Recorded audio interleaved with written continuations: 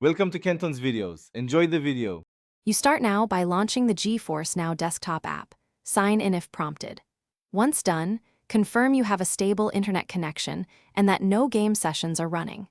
Make sure your operating system and GPU drivers are current so the updater can proceed without conflicts. Open the app menu and look for the Update prompt or Settings area where updates are managed.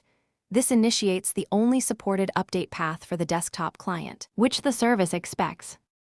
Now run the in-app update sequence, navigate to Settings and select Check for Updates or click the visible Update banner. The app will download the latest package. Let it complete without pausing or killing the process. Grant any system permissions the installer requests, such as admin rights or firewall access, because the updater modifies system components and network settings.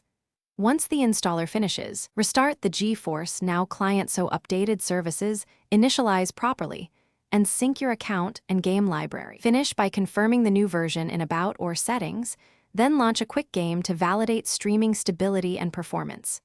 If the update fails, reboot your machine and try the in-app update again.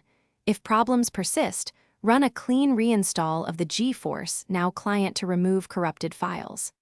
As a final step, collect error messages or logs before contacting support, because those details speed resolution.